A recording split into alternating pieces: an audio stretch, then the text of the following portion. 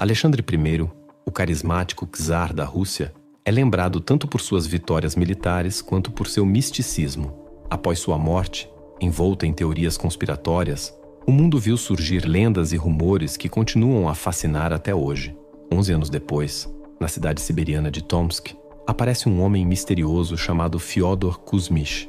Esse homem, envolto em segredos, é alvo de histórias que apontam para um possível elo com a nobreza russa e dizem que, nas profundezas da Sibéria, monges enigmáticos guardam segredos capazes de reescrever a história do império.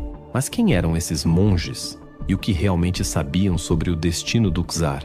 O Grande Esquema, um rito de transformação espiritual da ortodoxia, simboliza o auge do poder espiritual e da ascese, um renascimento que leva o monge a uma existência de devoção e força divina. Seria o próprio Alexandre um iniciado nesse segredo espiritual? Ou será que o poder do Grande Esquema oferece pistas sobre um possível vínculo entre o czar desaparecido e a busca por redenção nas montanhas siberianas? As suspeitas sobre a morte de Rasputin e os boatos de que Alexandre teria encenado sua própria morte adicionam ainda mais mistério a essa história. Há uma teoria intrigante de que Alexandre teria abandonado sua posição imperial para viver como monge. Desde 1825, acredita-se que ele tenha forjado sua morte, adotando a identidade de Fyodor Kuzmich ou Fyodor Tomsk e dedicando o restante de sua vida a uma existência de penitência. Será que ele buscava, através da vida monástica, redenção por seu possível envolvimento na morte de seu pai, Paulo I? Mas o que poderia motivar Alexandre, czar de toda a Rússia, a abdicar do poder e escolher a vida monástica? Teria ele encontrado refúgio nas montanhas siberianas para escapar dos traumas e responsabilidades imperiais? Ou será que sua jornada foi uma tentativa de reconciliar-se com o passado em uma busca de redenção espiritual? Seria Fyodor Kuzmich apenas um homem comum? Ou ele realmente guardava os segredos de um império? Prepare-se para desvendar os mistérios dos monges siberianos e do homem envolto em lendas, cuja história talvez nunca conheçamos por completo. Recentemente, a grafóloga Svetlana Semyonova analisou cuidadosamente a caligrafia de Alexandre e de Fyodor Kuzmich, encontrando semelhanças notáveis que sugerem que ambos poderiam ser a mesma pessoa. Embora a escrita de Fyodor tenha adquirido um toque de serenidade e introspecção com o passar dos anos, as características essenciais se mantiveram idênticas. Fyodor apareceu em Tomsk em 1837 e viveu ali até sua morte em 1864, revelando uma aparência e um comportamento que lembravam profundamente os de Alexandre. Pessoas que chegaram a ver o czar em vida acreditavam que a semelhança entre eles era surpreendente, aumentando ainda mais o mistério dessa história oculta. Entre os pertences de Fyodor, uma mensagem criptografada assinada com as iniciais AP foi encontrada, adicionando mais mistério à sua verdadeira identidade. Apesar de nunca ter revelado quem realmente era, Fyodor demonstrava comportamentos e uma postura que sugeriam uma origem de grande prestígio. Agora, há quem defenda a realização de um teste de DNA para determinar se ele poderia ter sido o próprio imperador disfarçado. Rasputin, cujo nome verdadeiro era Gregório Efimovich, nasceu em uma vila isolada da Sibéria em 1869 e encontrou seu fim trágico em um palácio russo em 30 de dezembro de 1916. Famoso por suas habilidades místicas, Rasputin foi assassinado por nobres temerosos de sua influência sobre a família real e dos rumores sobre seus supostos poderes sobrenaturais. Aos 18 anos, Rasputin casou-se e teve 3 filhos, mas seu destino mudou após acusações de roubo e estupro, o que o levou a deixar a família. Por anos, ele vagou pela Sibéria, visitando mosteiros e afirmando ter vivenciado um despertar espiritual em 1893. Suas visões ousadas o colocaram em conflito com a igreja, levando-o a buscar refúgio em Kiev em 1903. Ao chegar a Petrogrado em 1905, Rasputin ganhou destaque por suas habilidades de cura, inclusive salvando o jovem Alexei, filho do czar Nicolau II, o que lhe rendeu a confiança da família imperial. Entretanto, seu estilo de vida indulgente com mulheres e bebidas logo se tornou escandaloso. Em 1916, um grupo de aristocratas liderados pelo príncipe Yusupov armou uma cilada para Rasputin, envenenando-o, espancando-o e, finalmente, jogando-o em um rio após atirar nele. Antes de sua morte, Rasputin advertiu o czar de que, se os nobres o matassem, a queda dos Romanov seria inevitável. Sua premonição se confirmou quando, 18 meses depois, a família real foi executada. Agafia Likova, conhecida como a eremita mais famosa da Sibéria, recentemente deixou a floresta pela primeira vez em 70 anos devido a uma severa dor nas pernas, buscando ajuda. Agafia é a última sobrevivente dos Likov, uma família que se isolou da sociedade em 1936 para escapar da perseguição. Como velhos crentes, os Likov enfrentaram duras repressões na Rússia. Fugindo após a morte do irmão de Karp Likov, a família se refugiou na imensidão da floresta siberiana, a 240 quilômetros da cidade mais próxima, vivendo de forma totalmente autossuficiente em uma pequena cabana que construíram com as próprias mãos. Em 1978, uma equipe de geólogos fez uma descoberta surpreendente. Uma família isolada nas profundezas da floresta siberiana, vivendo completamente afastada da civilização moderna. Aos poucos, aceitaram pequenos presentes oferecidos pelos geólogos, mas recusaram-se a abandonar a floresta, mesmo após a morte de 3 membros da família devido a doenças.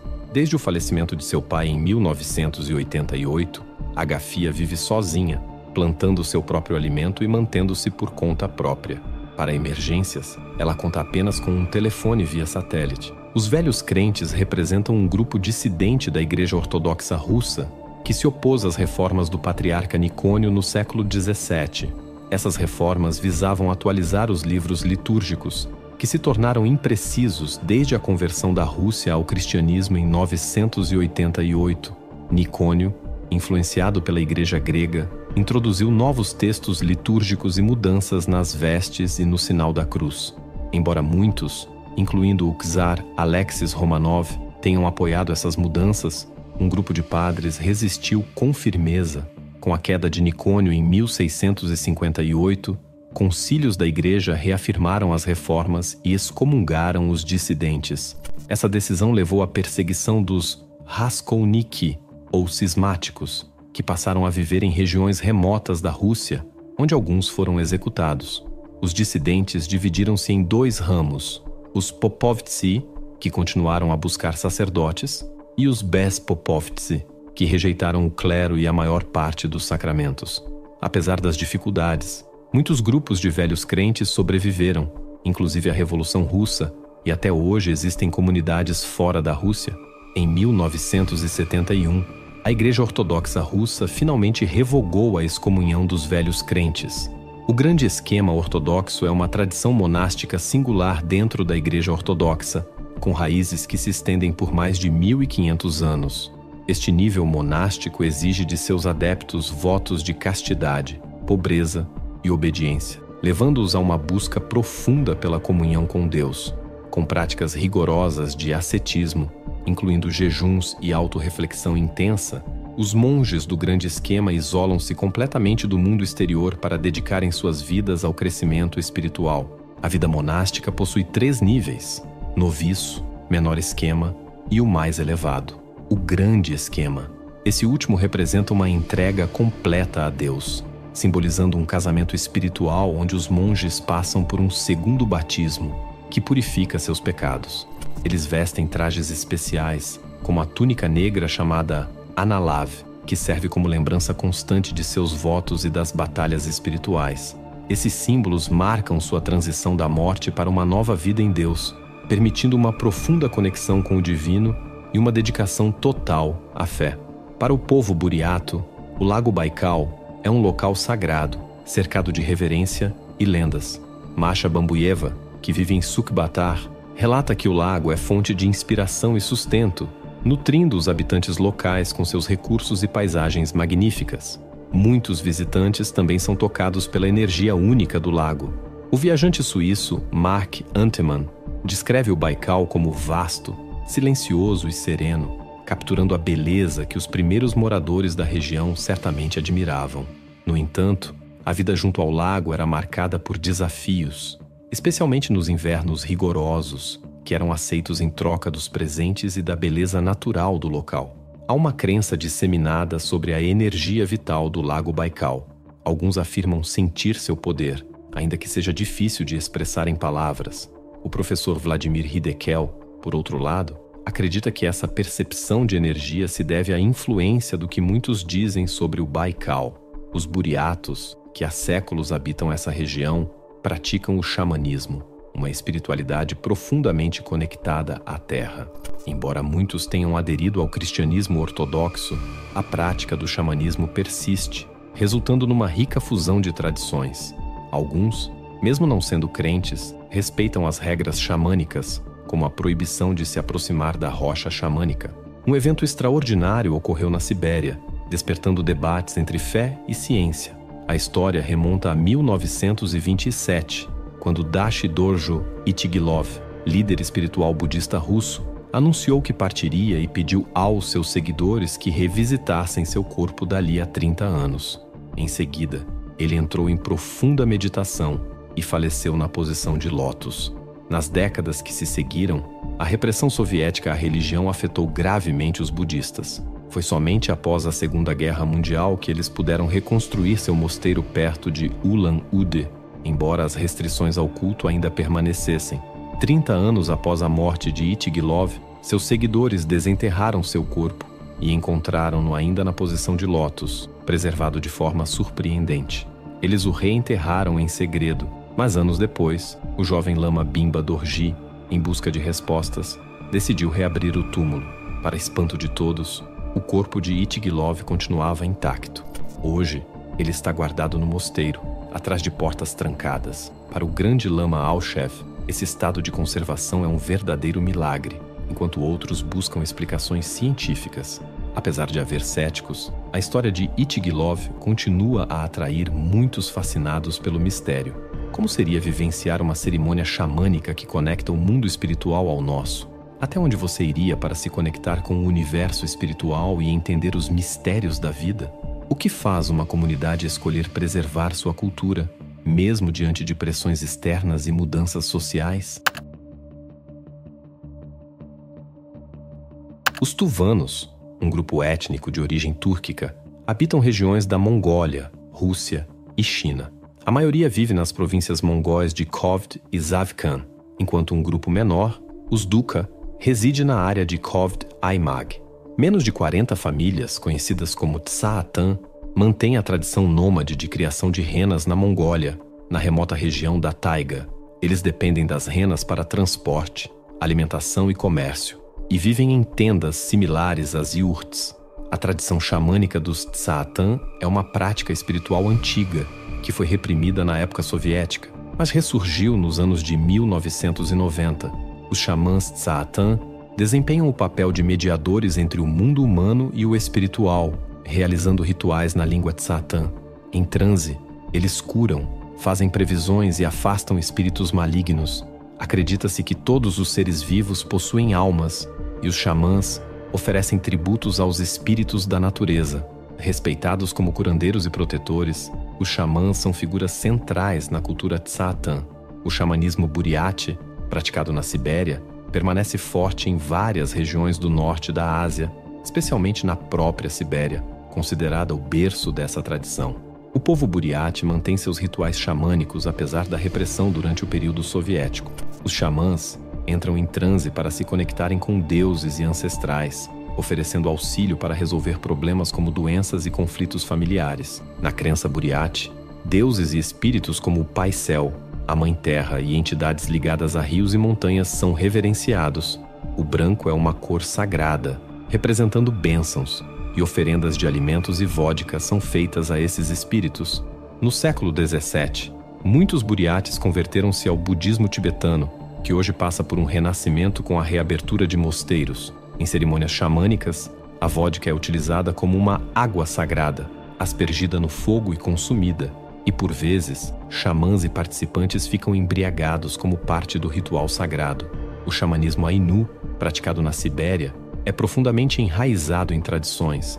A tenda do xamã, conhecida como Yanga, é uma estrutura cônica coberta com casca de árvore e peles. No centro da tenda, o fogo sagrado expele sua fumaça por um buraco no topo, simbolizando a conexão com o céu. No xamanismo Ainu, a alma do xamã pode viajar para o mundo superior e o mundo inferior, ligando-se ao universo espiritual. Espaços rituais são adornados com postes esculpidos com figuras de animais e ancestrais, representando a ligação entre céu, terra e água. O povo Ainu habita a Sibéria há séculos, alguns dedicados à criação de renas, enquanto outros adotaram tradições culturais de grupos mongóis vizinhos. O xamanismo Nganasan é praticado por um pequeno grupo do ramo samodiano, que vive no extremo norte da Sibéria, na península de Taimyr. Embora tradicionalmente fossem seminômades e caçadores de renas selvagens, o estilo de vida Nganasan mudou na década de 1970, quando foram assentados em vilarejos permanentes.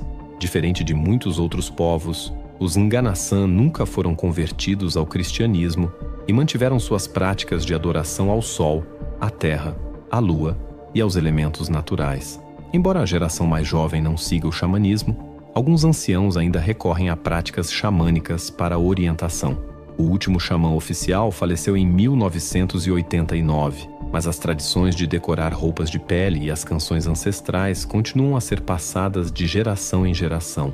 Os anciãos ainda preservam lendas antigas, embora o tamborim do xamã, outrora um instrumento central, raramente seja utilizado nos dias de hoje. O xamã Chukchi, membro do grupo indígena da Sibéria, habita principalmente a península de Chukotka, próxima ao Oceano Ártico. Com uma população estimada em 16 mil indivíduos, os Chukchi se dividem em dois grupos: os criadores de renas, que residem no interior, e os marítimos, que vivem na costa e caçam animais marinhos. Eles preservam sua língua e cultura, demonstrando uma forte resistência às influências externas, inclusive a dominação russa no século XVII.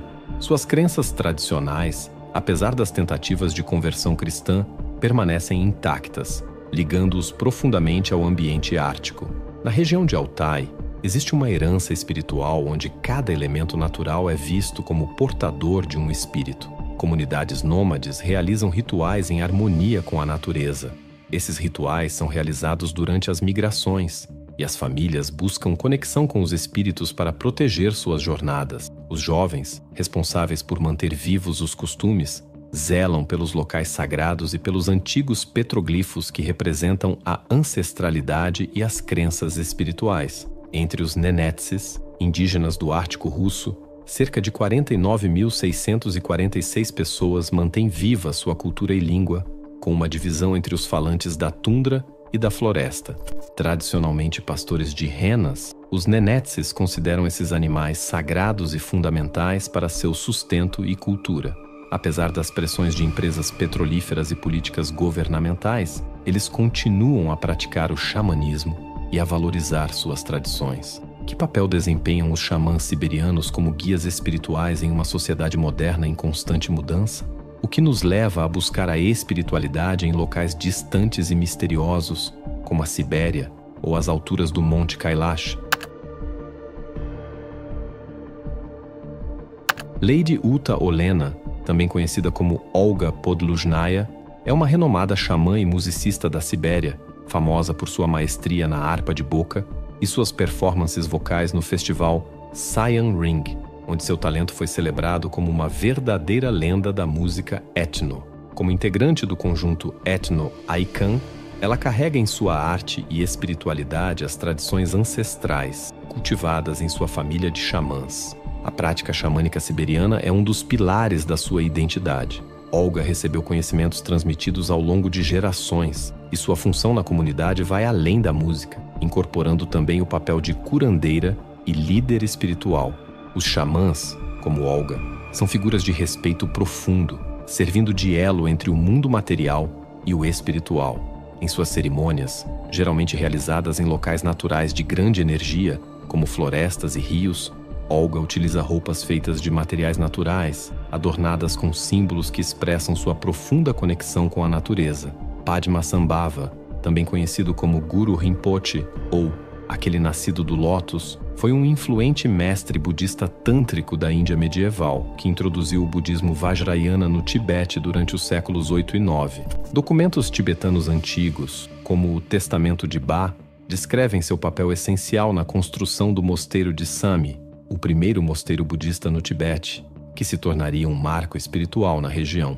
Com o passar dos séculos, Padmasambhava consolidou-se como uma figura fundamental no budismo tibetano, especialmente a partir do século XII, quando surgiram narrativas sobre suas façanhas espirituais, incluindo o domínio de espíritos locais e a criação de ensinamentos ocultos chamados termas, escondidos para futuras gerações, visto como uma encarnação de Buda, conforme previsto pelo próprio Buda Shakyamuni.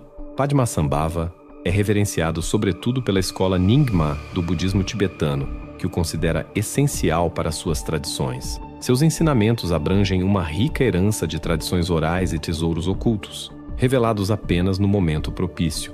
Até hoje, ele é profundamente venerado não apenas no Tibete, mas também no Nepal, Butão e outras partes do mundo onde o budismo tibetano floresce. Nascida como Vangélia Pandeva Gusterova em 3 de outubro de 1911, em Strumica, hoje parte da Macedônia do Norte, Baba Vanga tornou-se uma das místicas e curandeiras mais notórias da Bulgária. Ainda criança, perdeu a visão devido a um acidente trágico. Um tornado a arremessou em um campo, causando ferimentos que levaram à cegueira gradual. Mesmo diante de enormes desafios, incluindo a perda precoce da mãe e a prisão de seu pai por questões políticas, Vanga desenvolveu um dom que a tornaria conhecida por suas previsões enigmáticas. Após frequentar uma escola para cegos em Zemun, Sérvia, em 1925, onde aprendeu braille e habilidades musicais como o piano, Vanga retornou à Bulgária para cuidar de seus irmãos após a morte de sua madrasta. Com o tempo, sua habilidade de clarividência ganhou reconhecimento e fama na Europa Oriental, e sua popularidade como profetisa mística se manteve forte mesmo após sua morte em 1996. Suas previsões continuam a inspirar e intrigar, fazendo dela uma figura única na cultura esotérica. No norte da Grécia, o Monte Athos se destaca como um dos centros espirituais mais exclusivos do mundo, lar de uma comunidade de monges ortodoxos gregos que segue uma vida de isolamento e contemplação. Composto por 20 mosteiros e pequenas comunidades chamadas sketes, o Monte Athos se estende até o mar Egeu, com seu famoso pico de mármore e densa floresta. Este local sagrado, cujo coração é a cidade de Karies, foi reconhecido pela Unesco como Patrimônio Mundial em 1988, uma homenagem ao seu significado espiritual e histórico. A vida monástica ali começou formalmente em 963 d.C., com a fundação do Mosteiro de Grande Lavra por São Atanásio, com o apoio do imperador bizantino. Em respeito a antigas tradições, a entrada é restrita a homens, com mulheres e animais fêmeas proibidos no local. Hoje, cerca de 2.000 monges vivem no Monte Athos, preservando manuscritos raros, artefatos sagrados e preciosas obras de arte, tornando-o um dos mais valiosos tesouros da espiritualidade e da história cristã. Nas alturas isoladas da montanha sagrada de Kailash, a mais de 4.000 metros acima do nível do mar, vive um tipo raro de monge. Em uma caverna coberta pela neve, ele desafia os limites da sobrevivência humana, saindo diariamente para banhar-se e beber a água derretida dos pingentes de gelo ao seu redor. Sem qualquer suprimento de alimento e enfrentando temperaturas que poucos poderiam suportar, este monge, como muitos que habitam as montanhas do Himalaia, desenvolveu um domínio espiritual e físico extraordinário. Conectados profundamente à natureza e à espiritualidade, esses monges exemplificam uma resistência única que parece ultrapassar os limites humanos.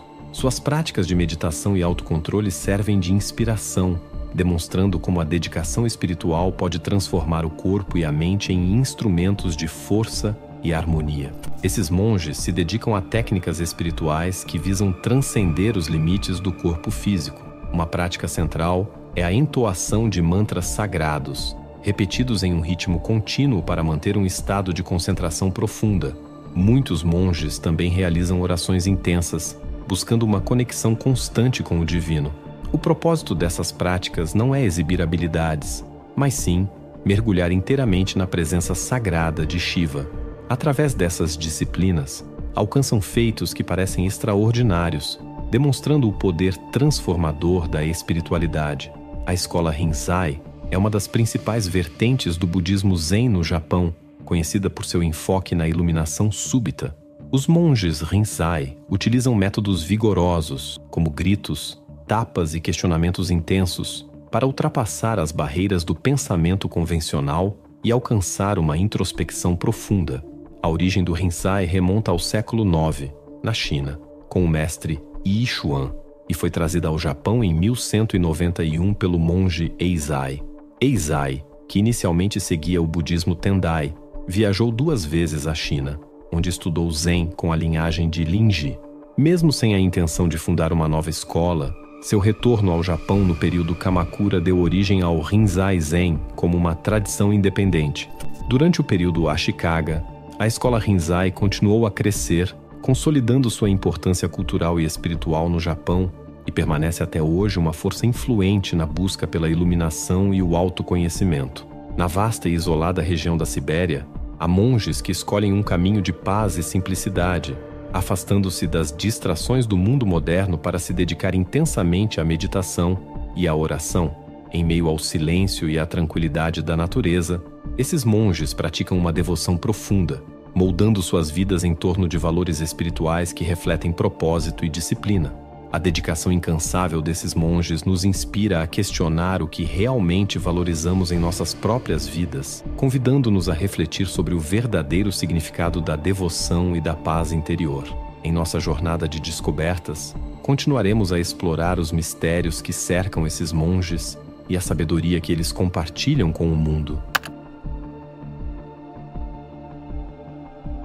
Imagine-se numa jornada pelas vastas e geladas terras da Sibéria, onde cada montanha, cada rio e cada floresta parecem guardar um segredo antigo e silencioso, assim como os ventos sussurram segredos de tempos esquecidos. Você nos acompanhou ao longo dessa expedição por histórias que desafiam as fronteiras do real e do mítico. Cada detalhe, cada personagem, desde o misterioso czar Alexandre até o enigmático Rasputin, trouxe-nos fragmentos de um passado que parece falar mais ao coração do que à mente.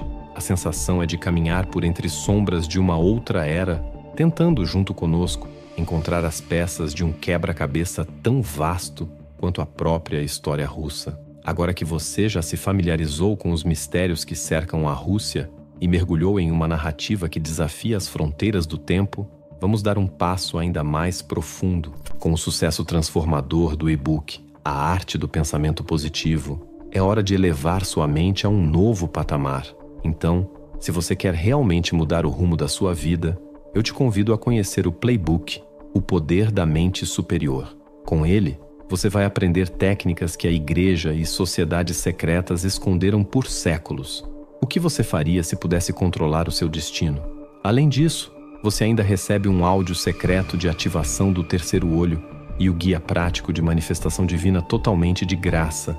Clique no primeiro link fixado e dê o primeiro passo para criar a realidade dos seus sonhos. Te vejo do outro lado. Se você chegou até aqui, você faz parte dessa busca. Talvez o seu espírito aventureiro tenha sido atraído por essas histórias. Ou quem sabe, uma vontade de ir além do que é visível. E já que você é um explorador de mistérios como nós, que tal se unir à nossa expedição permanente por esses enigmas? Inscreva-se no canal para nunca perder uma nova descoberta. Cada curtida e cada comentário seu é como uma tocha acesa, ajudando-nos a iluminar mais profundamente essas histórias e trazendo outros buscadores para se juntarem a nós. Compartilhe sua opinião sobre essas lendas e teorias. Sua voz pode ajudar a abrir ainda mais portas nesse universo fascinante. Essa conexão com o desconhecido, com o que está além da superfície, é o que nos une. Assim como Alexandre buscava redenção nas profundezas da Sibéria, e como os monges dedicam suas vidas ao grande esquema em busca de paz e iluminação, você também aceitou mergulhar conosco, ultrapassando o simples entretenimento para explorar um universo de mistérios e significados profundos. Obrigado por sua presença, por fazer parte desta jornada e por manter vivo o desejo de conhecer e entender o que muitas vezes nos escapa. Que essas histórias inspirem você a continuar buscando, explorando e encontrando o extraordinário, mesmo nos lugares mais improváveis. A aventura não acaba aqui, e espero vê-lo novamente em nossa próxima viagem aos segredos do mundo. E antes de ir, Não perca esses 2 vídeos que selecionei especialmente para você. Eles estão repletos de conhecimentos profundos e descobertas fascinantes que você vai adorar. Clique em um deles e continue sua jornada de autoconhecimento e busca pela sabedoria com os conteúdos incríveis que o nosso canal tem a oferecer.